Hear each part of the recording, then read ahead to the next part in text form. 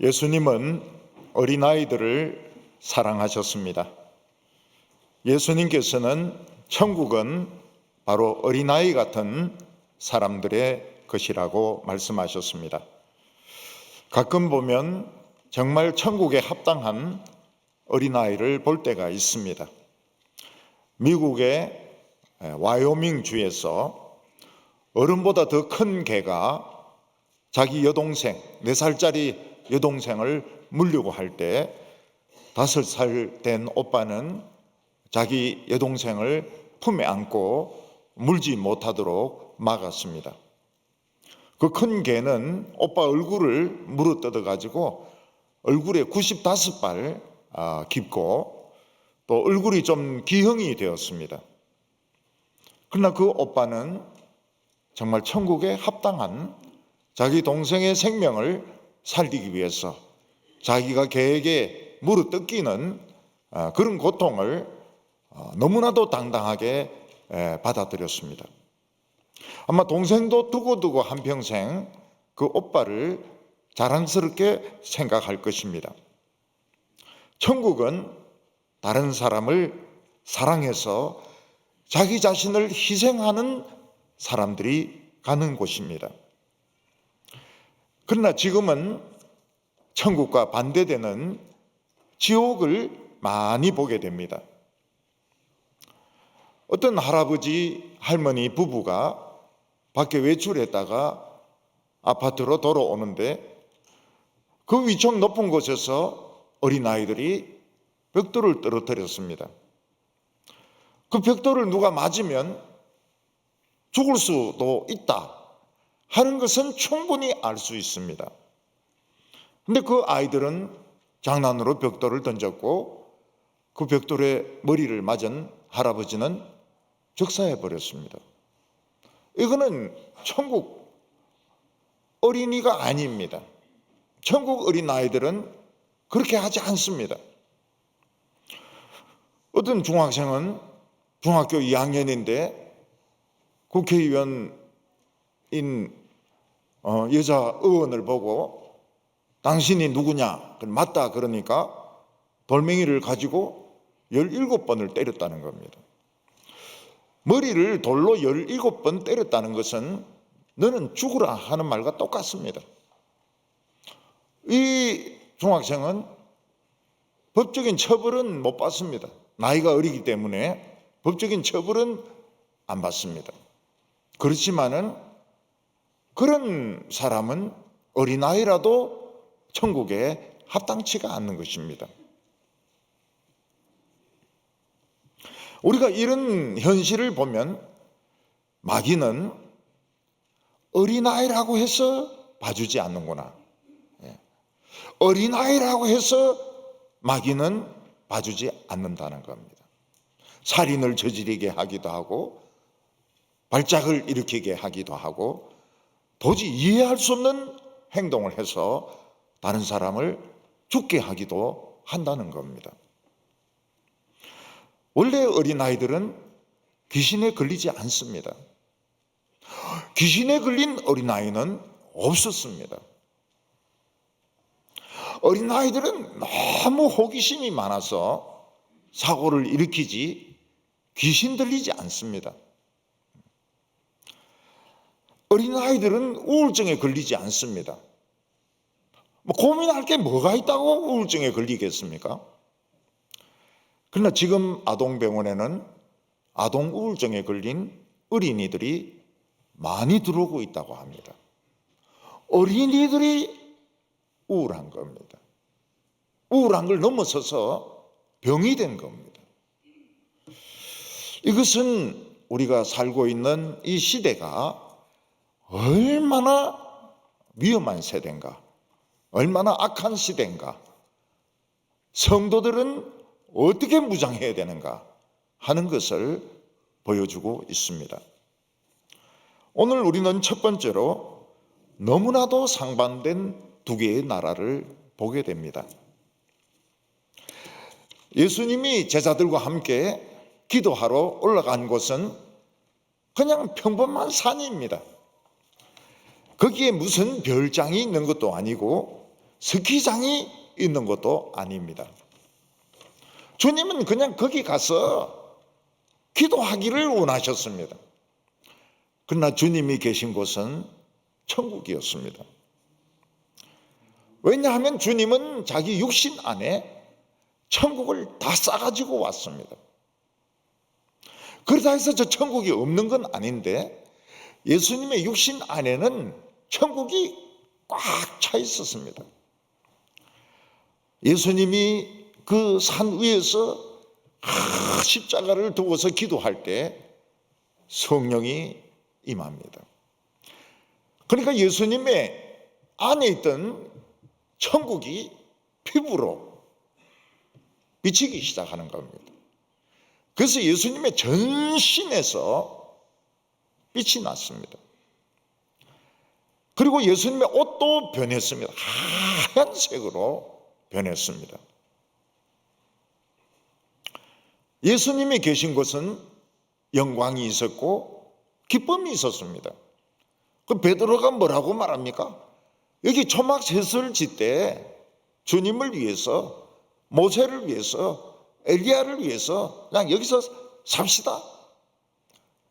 하나도 부족한 것이 없고 너무너무 좋으니까 그냥 여기서 살자는 겁니다. 거기는 죽은 자들과 산자가 만나서 대화를 나눕니다.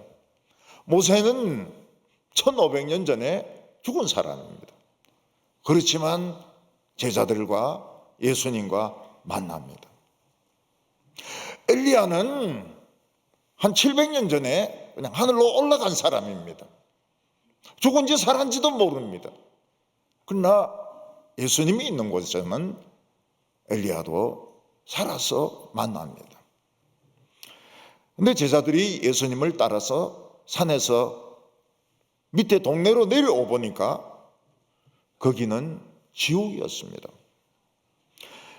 거기 있는 사람들은 하나님을 믿지를 않았습니다. 하나님의 말씀을 신뢰를 안 했습니다. 가장 충격적인 것은 어린이는 귀신도 안 걸리는데 한 어린이가 귀신에 걸려가지고 거품을 흘리고 경련을 일으키고 소리를 지르고 더 놀라운 것은 수시로 자살 충동을 느끼는 겁니다. 어린이가 자살 충동을 느끼는 거예요. 가끔 우리나라에서 보면 부모가 너무너무 악할 때 가족이 동반 자살하는 경우가 있습니다. 그래서 자는 부인과 아이를 칼로 찌르고 자기는 약을 먹고 죽는 그런 일들이 지금 발생하고 있습니다. 이거는 귀신 들린 것보다 더 악한 것입니다. 가족이 동반 자살하는 것은 귀신 들린 것보다 더해요. 왜냐하면 마귀도 그런 것까지는 생각을 못했거든요. 네 죽으라 이랬는데 부인도 죽이고 애도 죽이고 지도 죽고 이런 거 보니까 마귀도 아니 나도 마귀지만은 너무하다. 너무 심한 거 아니냐 이거? 마귀가 생각하는 것보다 훨씬 더 악한 생각을 하는 시대가 오늘 시대입니다. 어떤 부인은 남편을 속이고 돈을 많이 씁니다. 그 돈이 어디서 왔느냐? 다 아버지가 준 거라 이거예요. 아버지가 준 거라. 유산이라는 겁니다. 알고 보니까 그거 다 빚을 낸 것이고 나중에 끝에 인터넷 검색을 하는 겁니다. 그 무슨 검색을 합니까? 그 같이 자살하는 사람들이 있어요. 예. 그걸 이제 찾아가지고 같이 죽는 겁니다. 여관방, 모텔 이런데 무슨 그 번개탄 같은 거 피워놓고 아니면 약 먹고 죽는 거예요. 예. 사람들이 자신이나 다른 사람의 생명을 파리 목숨만큼 생각하지 않습니다. 파리도 잡으려면 쉽지 않습니다. 파리도 예의가 있어가지고 음식 먹기 전에 다 빕니다. 아, 미안합니다. 먼저 먹어서 미안합니다. 그러면서 맛을 보죠. 지금은 자신이나 다른 사람의 생명을 파리 목숨만큼도 생각을 하지 않습니다. 마귀도 놀랄 정도로. 나는 그렇게 해라고는 안 했는데 너무 심하다 할 정도로 사람들의 마음이 악해져 있는 겁니다. 37절부터 39절까지 보면 이튿날 산에서 내려오시니 큰 무리가 맞을세 무리 중 한 사람이 소리질러 이르되 선생님 청컨대 내 아들을 돌아보아 주옵소서. 이는 내 외아들이니이다.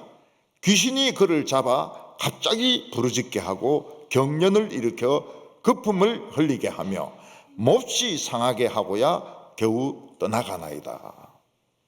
어떤 소년이 있는데 그 아버지의 외아들이었습니다. 근데 이 아이에게 귀신이 들어온 거예요. 근데 이 귀신이 얼마나 못된 귀신인가 하면은 아이로 하여금 소리 지르게 하고 발작을 일으키게 하고 막 거품을 흘리게 하고 경련을 일으키게 하고 애를 다치게 한다는 겁니다. 넘어지게 한다든지 계단에서 떨어지게 한다든지 그렇게 하고 한참 있다가 애가 조용해지는 겁니다. 겉으로 나타나는 현상은 간질하고 비슷하죠. 간질하고 비슷한데 이제 이 귀신이 그 간질이라는 병을 악용하는 겁니다. 마치 병인 것처럼 이렇게 속이는데 귀신이 간질하고 귀신하고 합병증을 일으켜가지고 그렇게 애를 괴롭힌다는 겁니다. 더욱이 이 아이는 애가 무슨 자살을 합니까? 근데 이 애는 자살 충동이 항상 있는 겁니다. 그래서 불을 보면 불에 타 죽으려고 달려가고 또 물을 보면 물에 빠져 죽으려고 달려가고 그래서 아버지는 이 아이를 어디 데려가지를 못합니다. 집에 가두어 놓는 수밖에 없어요. 자살 충동이 심하니까.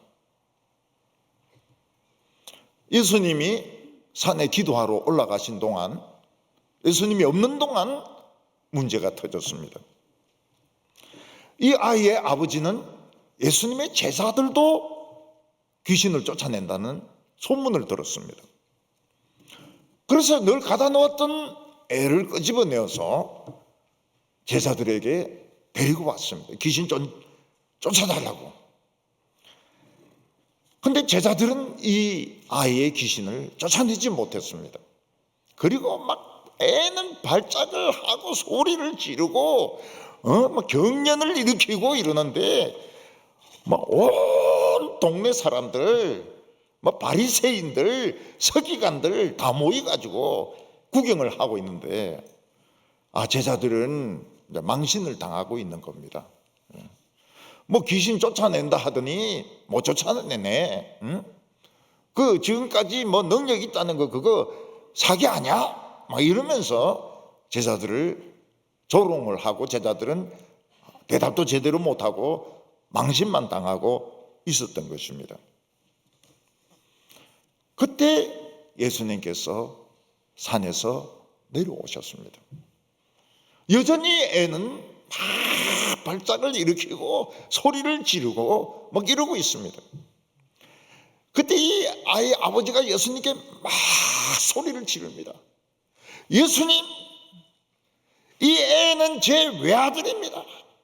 근데 얘에게 귀신이 들려가지고 막 소리를 지르고 발작을 하고 경련을 일으키고 굉장한 고통을 받습니다. 애를 좀 고쳐주십시오. 그리고 굉장히 중요한 이야기를 합니다. 그게 뭔가 하면 예수님 뭔가 하실 수 있는 게 있으면 우리를 불쌍히 여겨서 뭔가 도와주십시오. 그 말은 무슨 말입니까? 뭐 예수님도 별 수 없겠지만은 그래도 막 제자들보다는 좀 나으니까 조금이라도 우리를 도울 수 있으면 도와달라는 거예요. 못하겠지만은 예수님도 똑같겠지만은 도와달라는 겁니다. 그때 예수님이 뭐라고 말씀하십니까? 할 수 있거든이 무슨 말이냐? 믿는 자에게는 능치 못함이 없느니라. 할 수 있거든. 응? 뭐 별 수 없겠지만 그게 무슨 소리냐? 믿는 자에게는 능치 못함이 없느니라. 이 아버지는 누구의 도움이든지 절실하게 필요했습니다. 무슨 작은 도움이든지 있으면 좋겠다는 거예요. 애를 방에 가둬놓지 않기만 해도 좋겠다는 거예요. 좀 덜 넘어진다든지 덜 발작을 일으킨다든지 그러면 좋겠다는 거예요. 근데 예수님은 뭐라고 말씀하십니까? 할 수 있거든이 무슨 말이냐? 믿는 자에게 능치 못함이 없느니라. 하나님을 믿으면 다 된다는 거예요. 암도 치료되고 뭐 결혼도 되고 취직도 되고 얼마든지 아름답고 멋있는 삶을 살 수 있다. 이렇게 말씀하고 있습니다. 이 아이 아버지가 뭐라고 말합니까? 믿습니다. 제 믿음 없음을 도와주소서. 이게 진심입니다. 지금까지 못 믿었어요. 하나님도 못 믿고 예수님도 안 믿었습니다. 근데 애가 이래 발작을 일으키고 있는데 믿고 싶다는 거예요. 하나님을 믿고 싶습니다. 좀 도와주십시오. 믿음 없는 것을 도와주세요. 이렇게 말씀하고 있습니다. 그러니까 예수님이 계신 곳과 세상은 천국과 지옥입니다.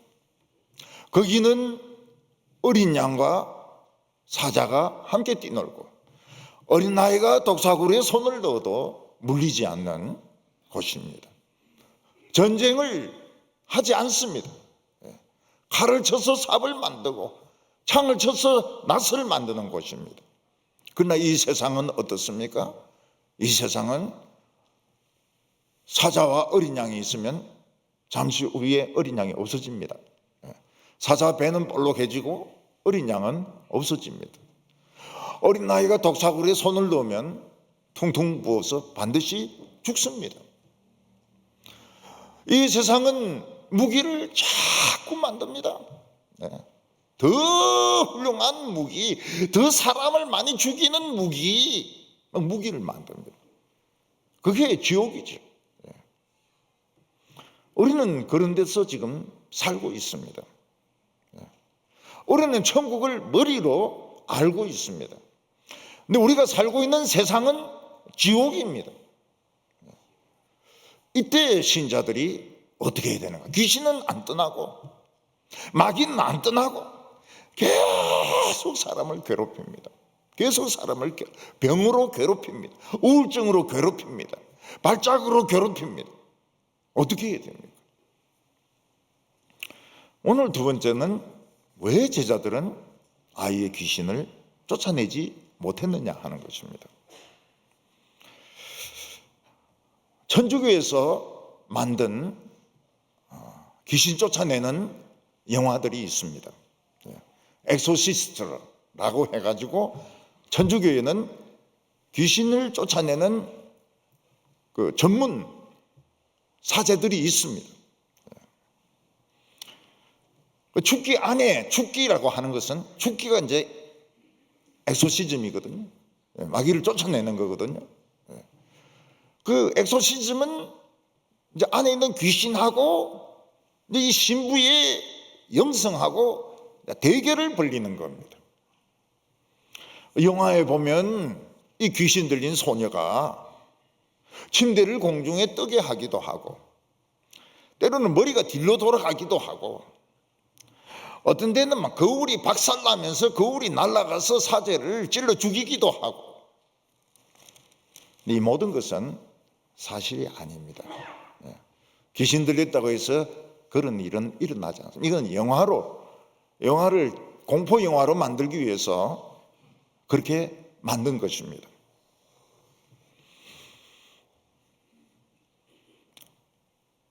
그런데 심리학에서는 귀신 들림을 인정 안 합니다. 근데 요즘은 심리학자 중에서 귀신 들림을 인정해야 되지 않느냐, 축기, 엑소시즘을 인정해야 되지 않느냐, 이런 심리학자도 생겼습니다. 귀신 들리면 어린아이가 음성이 변할 수는 있습니다. 모른 소리를 낼 수도 있고 딴 사람 목소리를 낼 수도 있고요. 그리고 주위에 있는 사람들 막 조롱을 하죠. 그리고 욕을 하죠. 그럴 수는 있어요. 그렇지만 영화처럼 그런 것은 전부 엉터리입니다. 아버지가 이 귀신 들린 아들을 제자들에게 데려왔지만 제자들은 이 귀신을 쫓아내지 못했습니다.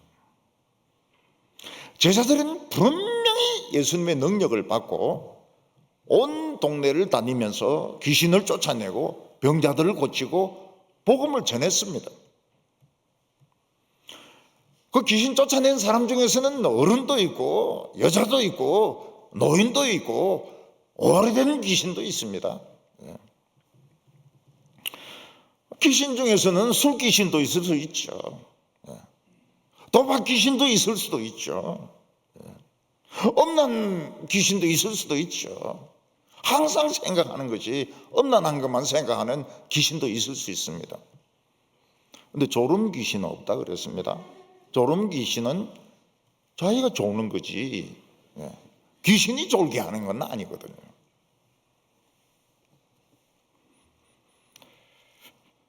제자들은 얼마든지 지금 어른을 상대로 해가지고 귀신을 다 쫓아냈으니까 이 어린애 정도는 막 쉽게 쫓아낼 줄 알았던 겁니다.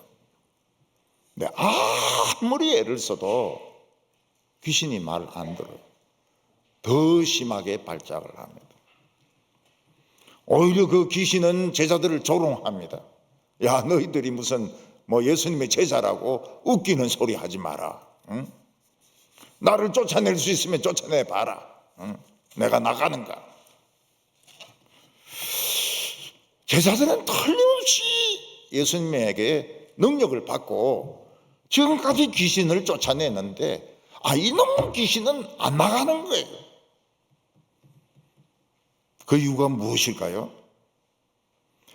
제자들이 가지고 있었던 능력은 예수님이 빌려주셨던 것입니다. 우리가 가지고 있는 돈과 우리의 재능과 우리의 능력은 다 예수님이 빌려주신 것입니다. 그래서 우리는 주님이 빌려주신 것을 계속 연말을 해야 됩니다. 연말을 계속 해야 돼요. 훈련을 해야 됩니다. 근데 이 내 거다, 이 내 돈이다, 이 내 재주다, 내 능력이다. 그래서 자기에게 그 실력만 믿고 연습을 안 하면 어떻게 될까요? 실패를 합니다. 아무리 뛰어난 바이올리니스트라 하더라도 하루에 몇 시간씩 연습 안 하면 실패해요. 연주회 때 실패합니다. 매번 수십 번 연습을 했던 곡인데도 하면 실수를 해요. 피아노도 마찬가지입니다. 아무리 뛰어난 피아니스트라 하더라도 콩쿠르 대회에서 1등을 했다 하더라도 연습 안 하고 치면 어떻습니까? 실패를 합니다. 그러니까 이 피아니스트, 바이올리니스트, 교수들 사실은 강의하는 것보다는 준비하는데 시간이 더 많이 걸려요. 준비 안 하면 강의할 게 없어요. 목사는 어떻습니까? 매번 설교 준비하지만 설교하는 시간에 5배에서 10배 정도를 준비합니다. 준비해도 설교가 부족하다고 생각하는 사람들이 많아요. 그러니까 자기가 정말 설교를 많이 했지만 설교하기 전에는 두렵고 떨리고 자신이 없을 때가 많아요. 많이 설교했던 본문인데도 두렵고 떨리고 자신이 없을 때가 많은 겁니다. 그래 예배 마치고 집에 가다가 부인이 오늘 설교가 기니 짧으니 이러면 차 안에서 대판 싸움이 일어나는 겁니다. 지금 그까지 하는 것도 거의 사도 바울 좀 못하게 했는데 그거 가지고 막 기니 짧으니 좀 더 잘했으면 좋겠느니 그럼 내보고 우찌란 말이냐 말이야. 응? 우찌란 말이야.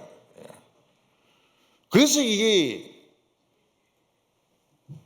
저는 아내 보고 뒤에 앉으라 그래요. 뒤에.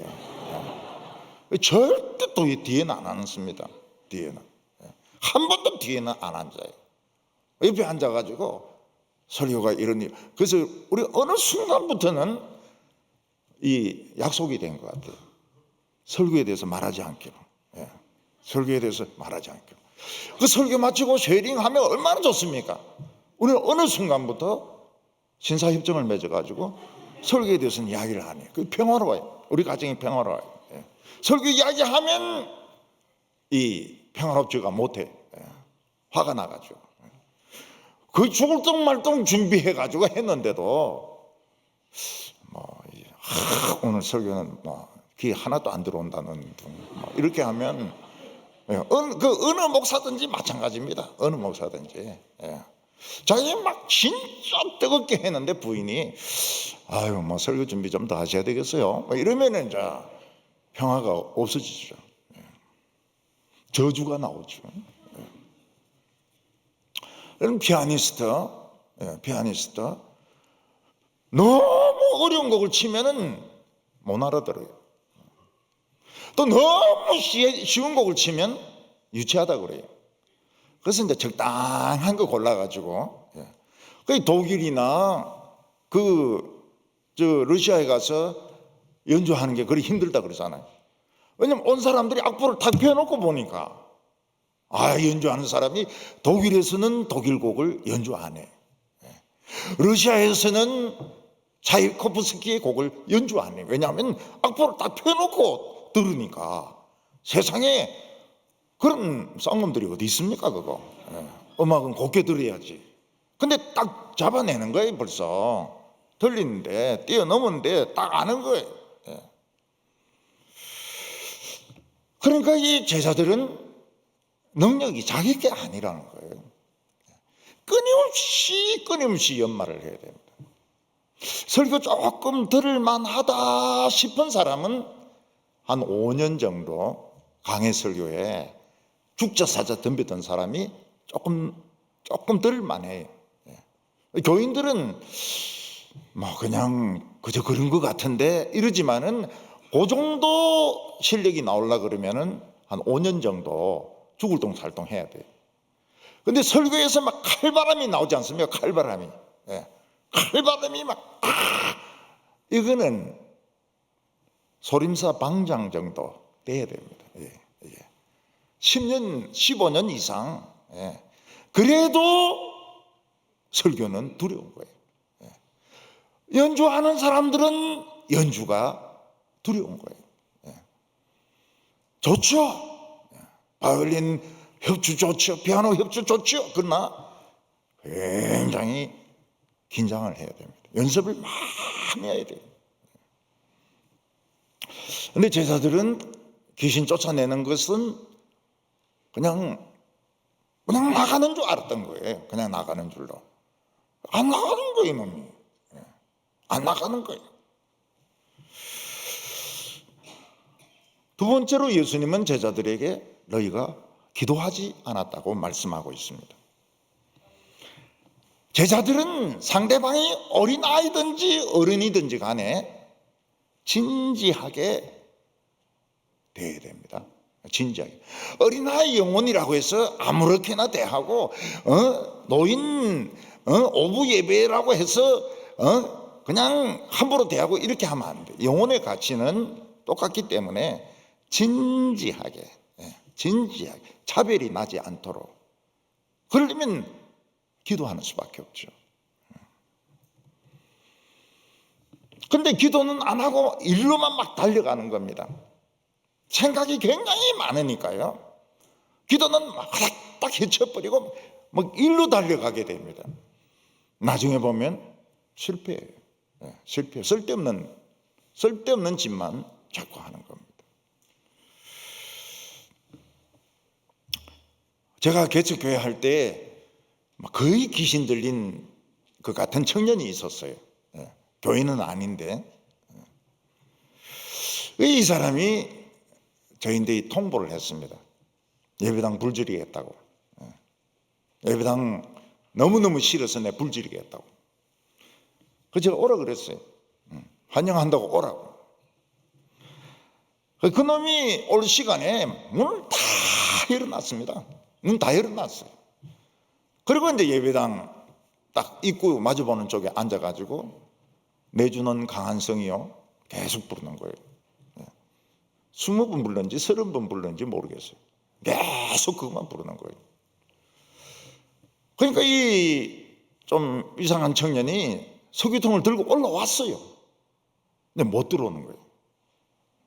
예배당에 못 들어와요. 그리고 그냥 보니까 목사님이 안에서 계속 내주는 강한 성이요 막 이렇게 하는데 자기가 들어갈 수가 없더라는 거예요. 가버렸어요. 그러니까 교회를 개척하려면은 진짜 믿음이 있든지 배짱이 있든지 둘 중에 하나는 있어야 돼요. 그냥 막 너무 양같이 이렇게 하면 늑대가 물어버립니다. 잡아먹 먹어버리대요. 온나? 미친놈 온나? 그래 한번 붙어보자. 나도 왕년에 한번 해봤거든. 이렇게 하면 겁먹는 거예요. 겁먹어요. 와요. 근데 못 들어오는 거예요. 석유통 불 지르려고 끄는 것보다는 지가 들고 가는 게 낫죠. 지나내나 낫죠. 그래서 하나님의 일은 자꾸 생각하고 이러면 별로 안 좋아요. 기도를 자꾸 해야 됩니다. 기도를 자꾸 해야 됩니다. 아파도 기도해야 됩니다. 생각지 못한 어려움이 생기도 기도해야 됩니다. 생각지 못한 어려움은 항상 생기게 돼 있습니다. 그래서 일이 잘 될 때는 좋아할 필요가 없어요. 생각지 못한 암초가 있기 때문에 계속 기도해야 됩니다. 암초가 가라앉도록, 암초가 충돌되지 않도록 기도를 해야 됩니다. 그런데 세 번째 문제가 중요합니다. 귀신이 똑같지가 않다는 겁니다. 귀신도 이 급수가 있는데 아주 좀 질이 떨어지는 귀신이 있는가 하면 굉장히 단수가 높은 귀신이 있는 겁니다. 그래서 지금까지 제자들이 쫓아냈던 귀신들은 좀 쉬운 귀신들이에요. 좀 어리숙한 이런 것들. 나 소리 지르면 막 알았다 그러면서 나가고 이런 건데, 이 어린아이 속에 들어와 있는 귀신은 일단 간질 뒤에 숨어가지고 굉장히 악질적인 그런 귀신인 거예요. 급수가 다른 겁니다. 급수가 달라요.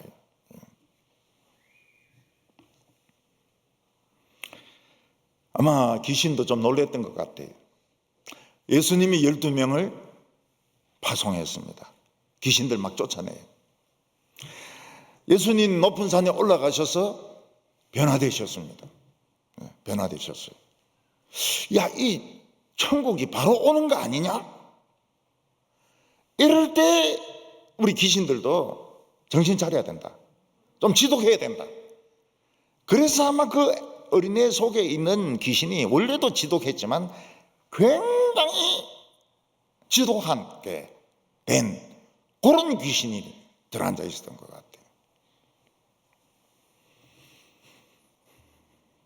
제가 부산에서 부흥회를 하는데 목사님이 그렇게 광고를 하는 겁니다. 우리 김 목사님 기도하면 병이 잘 낫는다. 오늘 환자들은 다 오느라. 그거 말리려고 했더니 벌써 광고가 나가버렸어요. 예. 그 저녁 예배 때 보니까 환자들이 쫙 서 있는 거예요. 벌써 예배 설교 딱 마치고 기도 마치니까 요 가운데 환자들이 쫙 서 있는 거예요. 그래서 이제 안수 기도하면서 무슨 병이냐? 그래서 병 낫도록. 예. 한 명은 딱 얹으니까 딱 손을 잡는 거예요. 이 손이 여자 손이 아니에요. 엄청 센 손이 막이라. 어디 손잡고 난리냐? 응? 네가 네 목사님 손잡냐? 하면서 막 바닥에 뒹구는 거예요. 귀신 들린 거예요. 저 구석이 좀 치아라. 시끄러운 건 구석이 좀 치아라. 그래 좀 진정이 됐어요. 좀 진정이 돼가지고 귀신 나갔는지 안 나갔는지 모르겠지만 집에 갔어요. 나갔을 겁니다. 지도 어디 목사님 손을 말이에요. 지금 어디 잡고 말이에요. 건방지게 막 확실히 패불라 하다가 그냥 참았구만도. 그래서 이 세상에 사탄의 세력에 대해서 대비하고 있어야 됩니다. 대비하고 있어요. 웬만큼 시험이 오는 거는 그냥 바로 쫓아버려야 돼요. 바로 그냥 패버려야 돼요. 제자들은 이 아이 속에 있는 귀신이 자기들보다 더 세다는 걸 알아야 됩니다. 시험 선수들은 싸파 잡아보면 알잖아요. 내보다 더 세구나. 유도도 마찬가지입니다. 딱 잡아보면 자기가 벌써 끌려가거든요. 끌려가면 이거는 이제 한판인 거예요. 한판 뜨는 거거든요. 그러면 제자들이 어떻게 해야 됩니까? 세다고 해가지고 그냥 도망가야 됩니까? 그냥 계속 기도하면서 성령이 임하시기를. 우리는 예수님이 아니기 때문에, 예수님은 한 번에 쫓아보내지만 우리는 예수님이 아니기 때문에 시간이 좀 걸립니다. 그래서 내가 그 천주교 쪽에 그 엑소시즘 그걸 보니까 죽게 하는 사람이 한 사람이 아니에요. 대개 한 5사람 정도 되고, 그리고 막 죽게 하는 시간이 한 5-6시간 걸리고 일주일 또는 한 달 그래 걸리더라고요. 성경하고 달라요. 천주교에서 엑소시즘이 우리가 성경에서 생각하는 거하고는 달라요. 한 명은 절대로 못하게 되어 있습니다. 한 명은 절대로 못하게 되어 있어요. 적어도 3사람에서 5사람 그런 엑소시스트들이 있어요. 사제들이. 그런데 자기들은 이 성수가 굉장히 힘이 있다고 생각해요. 성수. 거룩한 물. 그 거룩한 물 뿌려도 지독한 귀신은 막 닦고 막 욕하고 이러거든요. 그러니까 그게 쉬운 게 아니라고요. 그러니까 제자들은 자기들은 예수님이 아니잖아요. 그러니까 예수님처럼 안 나간다고 해가지고 낙심할 필요가 없는 겁니다. 굉장히 센 놈이네. 기도하면서 기다리는 게 필요했던 겁니다. 그러면 예수님이 내려오시기도 하시고 성령이 임하기도 하시고.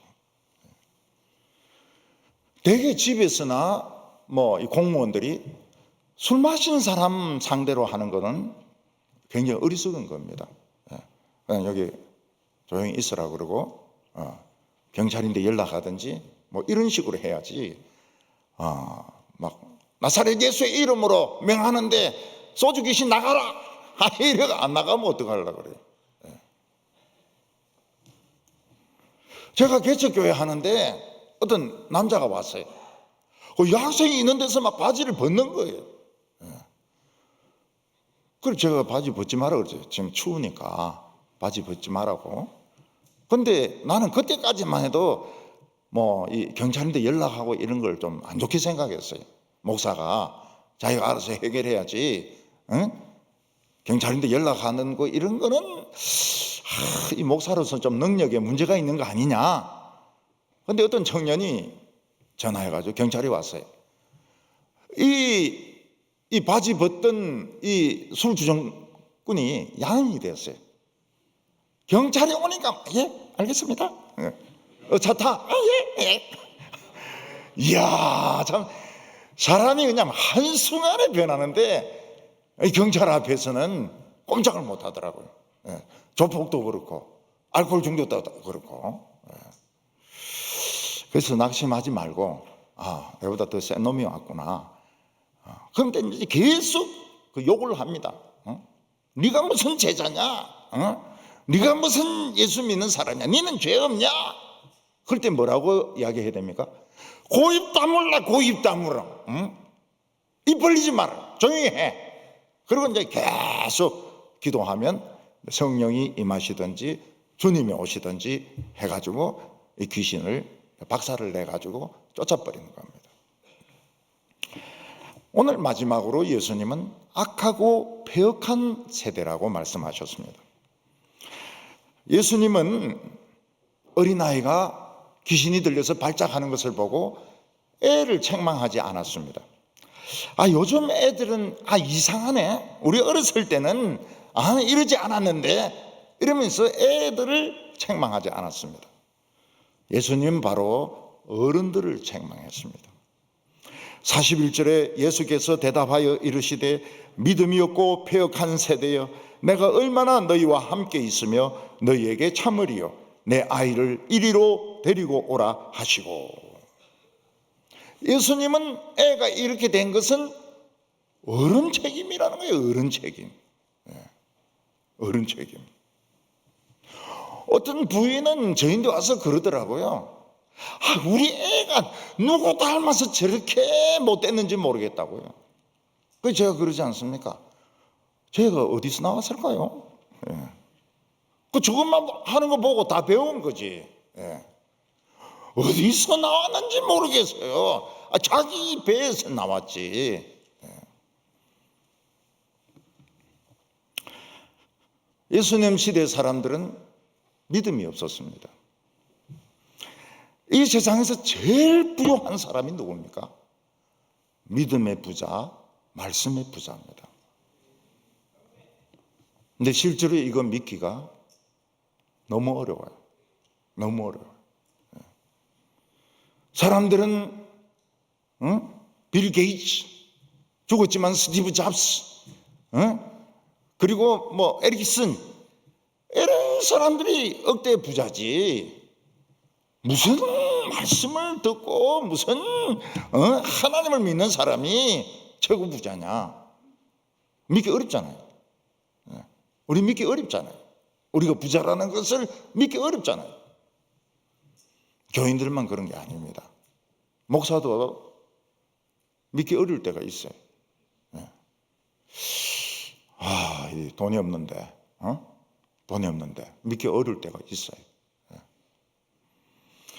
참 우리 교회 교인들은 진짜 믿음이 좋아요. 그냥 그대로 믿습니다. 설교에서 들으면 들은 그대로 믿어요. 근데 어떤 때는 저도 염려할 때가 있다고요. 앞으로 은퇴하고 나서 먹고 살 수 있나? 마음속으로는 이제 복음을 전하는 건 확실한데 이러면서 고민을 제법 오래 한 거예요. 요즘은 하나님 앞에 회개합니다. 믿음이 없습니다. 용서해달라고요. 믿음이 없다고. 오늘 우리에게 제일 필요한 건 돈입니다. 돈이 있어야 돼요. 돈이. 믿음은 눈에 보이지도 안 하고 말씀 그 설교 자꾸 들어봐야 그 무슨 소용이 있습니까? 설교만 길게 하고 말이죠. 근데 실제로는 그게 부자인데. 그래서 제가 성경에서 다 조사를 해봤어요. 그랬더니 성경에서는 이 보물보다 율법을 더 택하라는 말도 있고, 금은 보화보다 더 귀하다는 말씀도 있고, 밭에 감추인 보화다, 그리고 질그릇 속에 들어있는 보화다, 그런 말씀이 수두룩해요. 진짜 그런가? 진짜 그런가?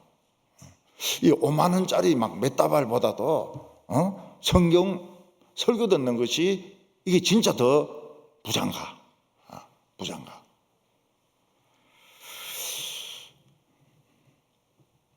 믿음이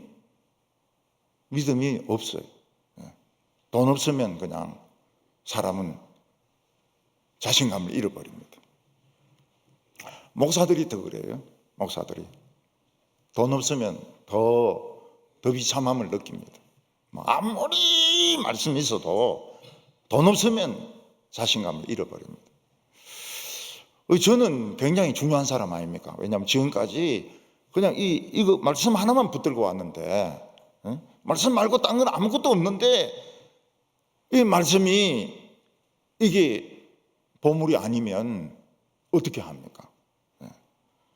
믿음이 있어요. 저는 믿음이 있어요. 돈이 아니라는 것을 믿음을 가지고 있어요. 근데 이 시대 사람들은 말씀에 대한 믿음이 없어요. 설교에 대한 믿음이 없어요. 왜 돈이 없을까? 그걸 이제 자꾸 생각하는 겁니다. 돈도 하나님이 주시는 건데, 말씀도 하나님이 주시고 돈도 하나님이 주시는 건데 믿음이 없어요. 패역하다는 것은 반항적인 것을 말합니다. 예수님 시대 사람들은 하나님의 말씀을 싫어할 뿐만 아니라 적대적이까지 한 겁니다. 그래서 귀신에게는 딱 서식하기 좋은, 여러분 코로나도 아주 퍼지기 좋은 이런 곳이 있지 않습니까? 온도라든지 사람들의 생활 방식이라든지 뭐 이런 거. 콜레라도 마찬가지입니다. 콜레라도 한 우물을 쓴다든지 그 우물 옆에 축사가 있다든지 뭐 이러면은 이 콜레라는 진짜 이거는 퍼지기 쉽죠. 마찬가지로 하나님에 대한 신뢰가 없고 말씀에 대한 신뢰가 없으면 귀신들이 서식하는데 제일 좋은 그런 여건인 겁니다. 어린이들은 귀신 안 걸립니다. 어린이들은 귀신이 걸릴 수가 없어요. 근데 이 어린이는 귀신에 걸렸습니다. 왜냐하면 아버지가 귀신같이 사니까 그런 거예요. 아버지가 매일 술 마시고 들어와가지고 애를 주패고 부인을 주패고 매일 도박하고, 그러니까 이 애도 한이 맺히지 않습니까? 정상적인 어린이들은 귀신이 들 수가 없어요. 이 아버지가 이 귀신같이 생활한 겁니다. 매일 술 마시고 매일 두들겨 패고 매일 노름하고, 그리고는 제자들인데 와서 뭐라고 말합니까? 예수님인데 와서 제자들은 못 고칩니다. 자기가 어떻게 살아온 거는 이야기를 안 하는 거예요. 하나님의 말씀에 반항적인 것이 패역한 세대입니다.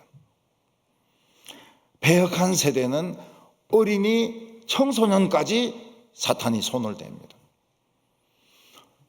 그래서 이태원에 놀러 갔던 청년들 159명이 깔리 죽는 거예요. 이거는 마귀가 한 짓입니다. 마귀가 한 짓.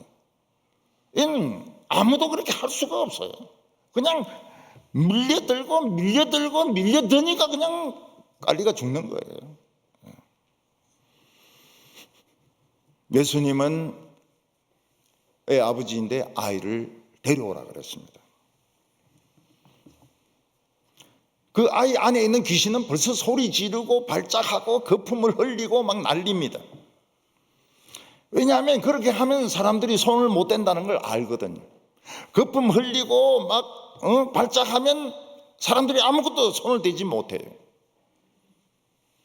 그러나 예수님이 누구십니까? 예수님은 만왕의 왕이시고 귀신 잡는 최고 대장입니다. 예수님은 소리 지르는 마귀를 향해서 조용히 해라고도 안 합니다. 나와! 나와! 들어가지 말고 나와! 그랬더니 막 그 있는 발작 없는 발작 다 하고 애가 숨을 안 쉬는 것 같아요. 그래서 사람들이 애 죽었다. 예수가 애 죽였다. 근데 예수님이 손잡고 이렇게 일으키니까 애가 정상적인 애가 된 겁니다. 사람들이 떠난 후에 제자들이 예수님께 물어봤습니다. 주여, 우리는 어떻게 해서 쫓아내지 못했습니까?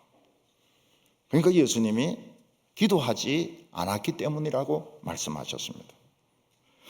기도가 아니면 이런 유는 이 마귀라든지 이 강짜를 부린다든지 이런 종류는 안 떠난다는 겁니다.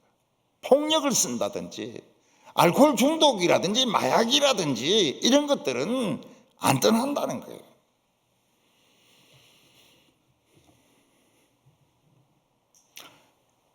어거스틴이 젊었을 때 많이 방황했습니다. 술도 마시고 또 여자와 관계해서 사생아들 낳기도 하고, 그리고 뭐 철학 공부한다 이러면서 마니교도 공부하기도 하고 플라톤을 공부하기도 하고, 그리고 로마로 가면서, 원래는 아프리카가 자기 고향인데 로마로 가면서 친구 배웅한다 하면서 배 타고 로마로 간 겁니다. 로마는 더 재미가 있으니까요. 그리고 엄마가 그 로마에 있는 그 목사님을 찾아가서 내 아들 한 번만 만나주세요.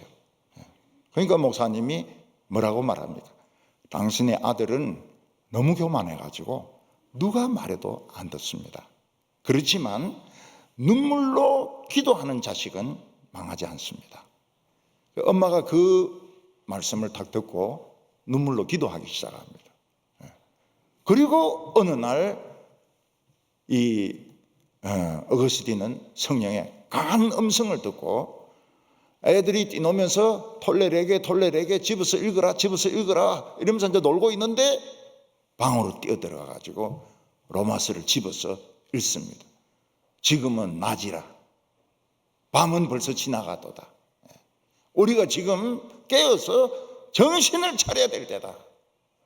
그 말에 다 끄꾸러져 가지고 정말 이 사람은 그 중세와 초대교회 사이를 지키는 그 보루 역할을 한 겁니다. 그 나중에 그 게르만족들이 북쪽에서 로마를 침공하기 어려우니까 스페인 쪽으로 해가 아프리카로 해서 거꾸로 올라갑니다. 그래서 그 어거스틴이 있는 성이 함락이 되는데 함락되기 하루 전에 어거스틴이 죽습니다. 그러니까 제자들이 그 게르만족들이 어거스틴의 시체를 훼손할까 싶어가지고 흰 천으로 둘둘 말아가지고 들고 도망을 가요.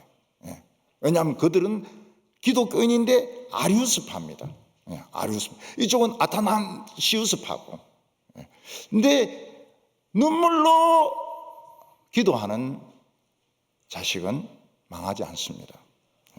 기도 외에는 이런 유가 나갈 수 없느니라.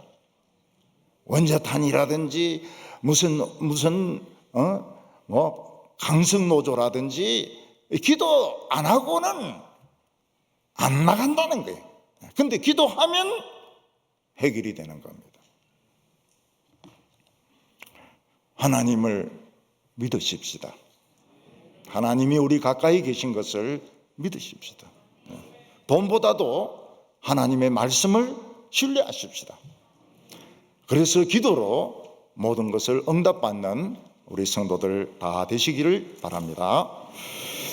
기도하겠습니다. 하나님 아버지, 사탄이 온 세상을 지배하고 세상을 주름잡는 이 악하고 폐역한 이 시대에 하나님께서 저희들에게 말씀을 주시고 믿음을 주셔서 감사합니다. 저희들이 돈보다도 하나님을 믿습니다. 믿는 자는 능치 못한 것이 없다는 것을 믿습니다. 기도하면 이 모든 사탄의 세력이 떠난다는 것을 믿습니다. 가정을 파괴시키고 인생을 파괴시키는 사탄이 떠날 줄로 믿습니다. 오늘 저희들에게 믿음을 허락하여 주시옵소서. 우리의 약한 믿음을 도와주시옵소서. 예수님의 이름으로 기도하옵나이다. 아멘.